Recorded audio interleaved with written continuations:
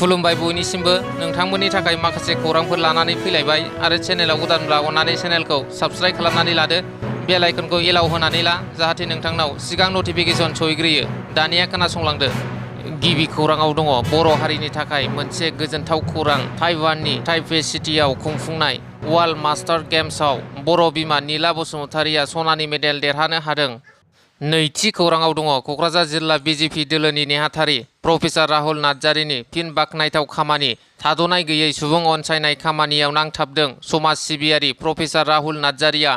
माबेबा समाव रायजो राजाफोरजों देहानि सिबिथाय होनो बेसेन नाङै सावस्रि मावबादा खुंफुंनाय, लाइमोनफोरखौ गेलेनाय बिथिङाव गोसो गुदुं खालामनो बुलुर आरो जोलुर बादायलायनाय खुंफुंनाय, गामि ओनसोलाव रायजोफोरखौ रांखान्थि बिथिङाव जौगानाय लाबोनायनि थांखिजों बेसेन लायालासे दाउ अमा राननानै होनाय खामानि मावनायजों लोगोसे फिन खनसेबाव मैया राहुल नार्जारिया गसाइगाव बिधानसभा एबा जुमदुवार बियाबनि सिङाव थानाय 1 नं बारजाबिल गामियाव रायजो राजाफोरनि हान्था मेलानि उसुबिदाखौ नुनानै गंसे दालां बानायनानै होनायजों लोगोसे बे गामिनि गंसे मन्दिरखौ लुफुंनानै होयो। जाय खामानिखौ सरकाराव थानाय एमएलए इएम बिथांमोना खालामना होनांगौमोन, बे खामानिखौ दिनै क'क्राझार जिल्ला बिजेपि दोलोनि नेहाथारि राहुल नार्जारिया गावनो रां गारनानै मावफुंना होनायखौ लानानै गोजोननाय फोरमायदों बारजाबिल गामिनि रायजो राजाफोरा। आरो राहुल नार्जारिनि बेबादि रायजो राजाफोरनि थाखाय मोजां खामानि मावनायखौ नुनानै फैगौ समफोराव रायजो राजाफोरा राहुल नार्जारिजों जेब्लाबो थागोन होननानै खोथा होदों बे ओनसोलनि रायजो राजाफोरा।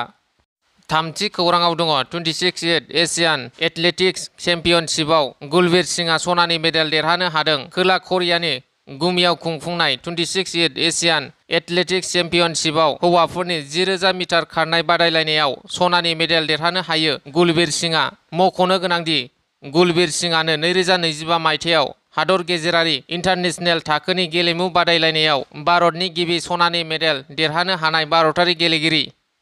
ब्रैथि खौराङाव दङ क'क्राझारनि खारगावआव 1 कौटि रांनि बाजेटजों XBLT भवन गायसननो थाखाय मैया अन्थाइ खाम्फा गायसनदों CEM प्रमद बर'आ। XBLT वेलफेयार एस'सिएशननि खावलायनाय बायदि 1 कौटि रांनि बाजेटजों XBLT भवन काम गेस्ट हाउस टाइपनि गंसे भवनखौ XBLT वेलफेयार एस'सिएशननि मासिगिरि थामहिनबा बारग' EM मन' कुमार ब्रह्म, बारग' लोगो गाहाय मावफुं सोद्रोमा खाम्फा बरगयारी, EM सायखं बसुमतारी, MLA लरेन्स इस्लारि, XBLTनि माखासे सोद्रोमाफोरनि नुजाथिनायाव मैया अन्थाइ खाम्फाखौ गायसनो बिटिआरनि गाहाय खुंगिरि प्रमद बर'आ। बाथि खौराङाव दङ 37 नं धोनस्री ब्लक TCLCC मासिगिरि रुजुग्रा मुसाहारिया रायजो राजानि हान्था मेलानि सुबिदानि थाखाय औवानि दालां लुनायाव रांनि अनसुंथाइ होदों। उदालगुरि जिल्ला 37 नं धोनस्री ब्लक TCLCC मासिगिरि रुजुग्रा मुसाहारिया रायजो राजानि सुखु दुखुनि समाव रायजोफोरजों थाफानानै खामानि मावनाया रायजोफोरनि गोसोआव गोजोनग्लाय होनो हादों। उदालगुरि जिल्लानि सिङाव थानाय गांगुमाखा गामिनि सुबुंफोरा थांलाय फैलाय हान्था मेला खालामनो थाखाय गंसे औवानि दालां लुनाय समाव रुजुग्रा मुसाहारिया गावनिफ्राय जा हायो अनसुंथाइ होनानै औवानि दालां लुनायाव मदद होदों। गामिनि रायजो राजाफोरा अनसुंथाइखौ मोननानै बिथांखौ साबायखर बावदों। लोगोसे फैबाय थानाय समाव RCC दालां लुनानै होनो सरकारखौ खावलायदों। द'थि खौराङाव दङ मुसलपुराव मेथाइ खनगिरि रुंसारि भानुमति बंसियारिनि जिउमानि गोजोननि थाखाय आलारि बाथि सावनानै आरज गाबदों। बाक्सा जिल्लानि सदर मुसलपुराव थानाय कालचारेल कमप्लेक्सआव मुसलपुर जिल्ला बिसा, बाक्सा जिल्ला दुलाराय बर' हारिमु आफाद आरो बाक्सा जिल्ला एबसुआ बावैसो बेरामजों नाख्रेबजानानै रुंसारि जालांनाय मेथाइ खनगिरि भानुमति बंसियारि बिथांनि सोरगोआरि जिउमानि गोजोननि थाखाय मैया मोनाबिलिनि 6:30 रिंगायाव खौसेयै आलारि बाथि सावनानै आरज गाबनाय हाबाफारि लायो। स्निथि खौराङाव दङ आसामनि पन्चायत आरो रुरेल डेभेलपमेन्ट जुडिसियेल आरो दावबाय बिफाननि मन्थ्रि रन्जित दास बिथाङा चिरां जिल्लायाव दावबायफैयो आरो जिल्ला बेंगिरिनि मावख'नि नब्लाङाव डिपार्टमेन्टनि बायदि बायदि बिबानाव थानाय बिबानगिरिफोरजों गुवारै सावरायो। हाबाफारियाव जिल्ला बेंगिरि जतिन बरा, लक सभानि MP जयन्त बसुमतारी, MLA अजय राय आरो गुबुन गुबुन सरकारि बिबानाव थानाय सोद्रोमाफोराबो बाहागो लायो। दाइनथि खौराङाव दङ गिदिर फोसावथाय आद्रा थानाय XBLTनि सा 300 सोद्रोमाफोरनो फैगौ 12 जुन खालारखालि 50,000 राङै अनसुंथाइ होगोन होननानै फोसावदों बिटिआरनि गाहाय खुंगिरि प्रमद बर' बिथाङा। गुथि खौराङाव दङ चिरांनि सान्थिफुराव गोदानै इन्ड' वागेन टट' बेटारि गारिनि श'रुम बेखेवदों मिथिसार बसुमतारिया। बेनिखायनो सोरबाफोर गोसो गुदुं सुबुंफोरा गाव गावनि ओनसोलाव टट' बेटारि गारि बायनानै सालायनो गोसो गुदुं जादोंब्ला खम समनि गेजेरावनो बायनानै सालायनो हागोन। लोगोसे फोरमायबावदों दि 1,40,000 राङावनो गंसे टट' मोननो हागोन होननानै फोरमायदों मिथिसार इन्टारप्राइजनि बिगोमा बिथाङा। बे गोदानै बेखेवनाय हाबाफारियावनो बाहागो लायो सान्तिपुर टट' एस'सिएशननि आफादगिरि राजु बसुमतारी लोगोसे गाहाय नेहाथारि अर्जुन नार्जारी बिथांमोनहा। 10थि खौराङाव दङ क'क्राझार सहरनि मोनफ्रोमबो वार्डआव सोरगिदिं थासारिखौ नायगिदिंनानै साखोन सिखोन आरो ड्रेनफोरखौ जौगालु खालामनायनि थांखिजों मैया एमएलए लरेन्स इस्लारि, क'क्राझार नोगोर खुंथायनि मासिगिरि प्रतिभा ब्रह्म आरो इएम सायखं बसुमतारी बिथांमोना नायगिदिंदों।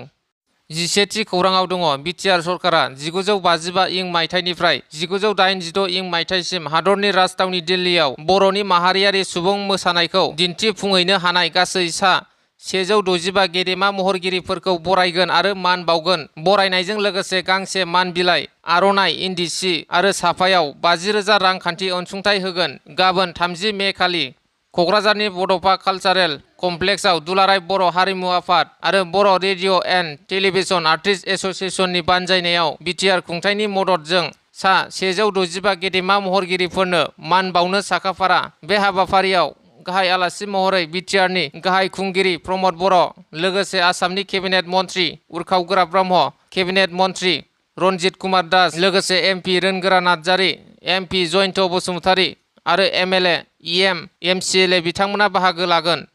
12थि खौराङाव दङ गंसे एयारटेल टावारखौ लालि दैमानि सानफा एफा गोबां हाब्रां गिसिखानानै खुरखालांनायनि जाहोनाव कम्पानिया बुखुनानै लांफिनसिगोन। धेमाजि जिल्ला जनाय रामदुन दिखारि गामि पन्चायतनि बदलपुर बर' गामिनि सुरना बसुमतारीनि नखराव गायसननाय गंसे एयारटेल टावारखौ लालि दैमानि सानफा एफा गोबां हाब्रां गिसिखानानै खुरखानायनि जाहोनाव 5,000निबो बांसिन सुबुं अनजिमा थानाय एयारटेल सिम मबाइल सालायग्रा सुबुंफोरनि थाखाय टावारखौ बुखुनानै कम्पानिया लांफिनसिगोन होननानै मिथिनो मोन्दों।